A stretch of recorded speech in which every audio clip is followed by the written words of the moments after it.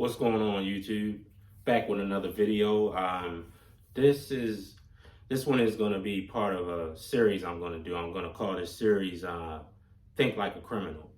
The reason why I'm doing this is because I've always believed, it's always been my opinion, that you can avoid a lot of dangerous situations by just putting yourself in the mind state of the criminal or the bad guy that's out here committing all these crimes. So today I'm going to be talking about why I don't feel like carrying a backpack gun or carrying off body in general is always a practical solution, depending on where you are, where you travel, your situation.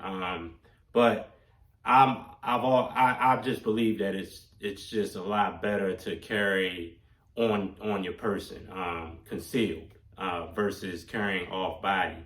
And gonna discuss some reasons why I feel like that. Now, before I get started, I just want to say that no one can tell you what your ideal level of preparedness or setup for self-defense is. There's no one size fits all solution, because we all live in different areas. We have different lifestyles. We travel to different places. We all are subject to a different level of imminent danger, as you would say. So my solution, or my my topic, or what I talk about today, might not work for everybody, but for me, who is someone who I spend most of my time in the inner city, a very violent city, Baltimore, very high crime rate, a lot of muggings, a lot of robberies, a lot of carjackings, just a lot of violent crime in general. So in that situation, I just don't feel like carrying off body is a practical solution. You see a lot of people, they carry in these, they might carry a pistol in a fanny pack. They have these across the body slings, across the shoulder bag, backpack like what I have on. Even a lot of ladies like to carry a small pistol that fits in their purse. I get it, but in all situations, I just don't think it's a good idea. So, because number one, if you see the style of these little dudes these days, a lot of them wear these super tight fitting pants and super tight fitting shirts, where they can't conceal a weapon, but they are carrying weapons, and they're carrying them in those little man purses and things that people like to talk about. You like to make fun of these guys for carrying these things, but a lot of times that's what they're carrying them for. They're carrying them because that's the only way they can conceal a firearm. So if a person is running around with a bag with a firearm in it, then of course if they see you with a bag, the first thing they're going to think is that you probably have a firearm in it. So that's number one. So like I said, think like the criminal. Number two, now I'm just going to give you a scenario. So let's say you're walking down the street with your significant other or a friend, anybody, could be one of your kids. Just walking down the street, having a good time. Some guy jumps out from behind a car or from around the corner, pointing a gun at you, and tells you, keep your hands where I can see them. Don't make any sudden moves. Don't try anything slick, or I'm going to pop you. Okay, so now I'm walking down the street. I got my backpack on, and I have an AR-9 in this backpack, which I really do for demonstration purposes on this video. So now I'm with my significant other or a friend or a child, and we both have our hands up.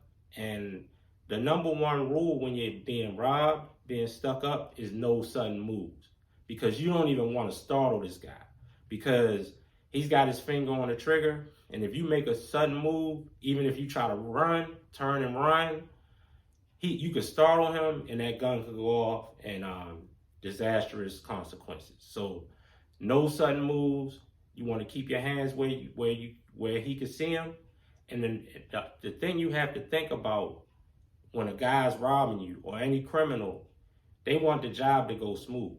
They want it to go quick, and they don't want any hangups.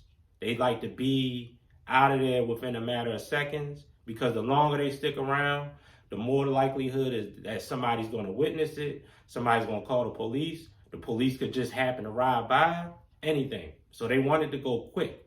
So your best bet and best option in order to make sure that you get out of there with your life is to try to make it go as quickly and as smoothly as possible for him.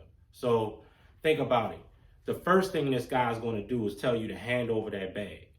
So now, I'm trying to make it go smooth, but I know I have a gun in this bag. Very nice weapon that I don't want to give up. So at this point, what do? Do you try to reach in the bag and pull the gun out? That's not a very good idea, because this guy already has a gun on you. So if you try to make a sudden move, reach in the bag, 9 times out of 10, you're going to get shot. And now, so you have to think about the fact that people who shoot people don't like to leave witnesses. So after he shoots you, there's a good chance he's going to shoot whoever you're with, because they don't want to leave anybody around who can go to court and testify against them. So by trying to make a move, trying to play hero, what you're doing is not only putting yourself in danger of being harmed, seriously harmed or killed, but you're also putting anybody that's in the immediate vicinity in danger of being harmed or killed. So your best bet is to hand over that bag. And that's probably what he's going to tell you to do. He's going to probably tell you to throw the bag down. And now he's going to try to probably tell you to turn around. Don't look at him. You don't want to look at him, because then you might be able to possibly point him out in a photo lineup. And he knows that. So try not to look at him. Just let him know, like, look, man, you can have whatever you want. He's going to tell you to empty your pockets. Go ahead and rabbit ear your pockets for him if you can. Now, if you have a pistol on you, on your waist, now at this point, you just want to hope that he's not one of those people that will come and search you and see if you have a pistol on you. Now, I've been robbed at gunpoint 2 times in my life. One time, the guy just, stuck me up, took the money I had, whatever, rolled out.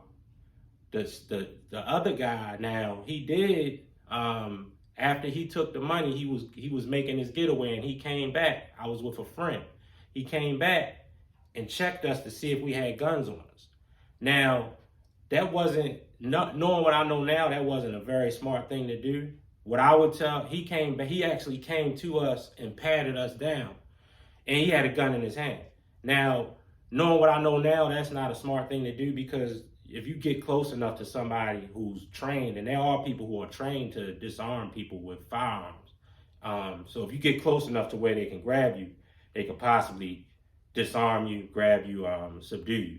So, I would think that from the criminal standpoint, the smarter thing to do would be to have the victim lift their shirt, show whether or not they had a firearm or not. But, what I would hope is that he would be trying to get out of there so fast that he would not check me for a pistol. And so at that point, you can have whatever I have in my bag, because see, I'm not going to be carrying a firearm. You see what I mean? But if I'm carrying a backpack gun, then guess what I've done? I've just given a armed criminal another weapon to go out and commit more crime with. And so what he's going to do, he's going to go home or go get to wherever he's going, and he's going to start going through the bag. And then once he opens it, oh damn, check this out. I robbed the right person today. See what else is in here. man, carrying a reload. And just to show you, this magazine is empty and this weapon is empty. I'm just holding this for demonstration purposes. The weapon is not loaded. But now, like I said, I've given a dangerous criminal a very formidable weapon. And not only that, but I've given him a weapon that cannot be ballistically traced back to him. So more than likely, he's going to go out and commit another crime. I mean, he's already out robbing people. So, I'm pretty sure he's going to go out and commit another crime, commit another robbery, because he's excited, because he just came up on a major weapon. And so, and then the other thing is, he's more likely to use it to shoot somebody or kill somebody, because, like I said, it can't be ballistically traced to him. So not only have I put another dangerous weapon on the street in the hands of a dangerous criminal, but I may have also contributed to somebody getting shot or killed. So, long story short, that right there is why I believe that carrying a backpack gun or carrying off-body in general is just not always a practical solution. Now, like I said, my situation, my circumstances may not be your circumstances. My environment might not be your environment. I could very well see somebody carrying a backpack gun in certain situations, like say somebody that lives in a rural area, does a lot of hiking, hangs out in the woods, where there could be bears, mountain lions, anything out there. I think a backpack gun in that situation is very practical. And if I was to do something like that, I probably would carry a backpack gun, even though then you have to check your local laws and rules and regulations, because I know here in Maryland, if I'm not mistaken, it's forbidden to conceal carry in national parklands, state parklands, unless you're hunting or doing some type of, I think, military or training operation, something like that. So in those situations, you just have to be aware of your local state laws as far as carrying and transporting firearms. But like I said, I can definitely see somebody carrying a truck gun, trunk gun, car gun, as long as it's kept locked up and secured when you're not around it. I think that's I don't see anything wrong with that. But just for me to walk around on a day-to-day basis with something like this in a backpack, I just don't think it's very practical. And then, the other thing is, if you have something like this in a backpack, you're constantly tied to your backpack. You can't take it off. You can't sit it down. You have to be constantly aware of where that thing is. So, you don't want that thing to walk off, because then you're going right back down that same road that we discussed, where you've put a dangerous weapon out on the street and possibly contributed to getting somebody robbed, shot, or even killed. So, that's about it. I just wanted to share why I don't always think that a backpack gun is practical. And, another thing I wanted to touch on, I see a lot of people talking about, let's say you find yourself in the middle of a riot and you need something better than a pistol, something more formidable than a pistol. Well, once again, I'm here in Baltimore, and I was here during the Freddie Gray riots. I worked downtown, so I was at ground zero when all that happened. And let me tell you that these days, you shouldn't be walking or riding into a riot without knowing.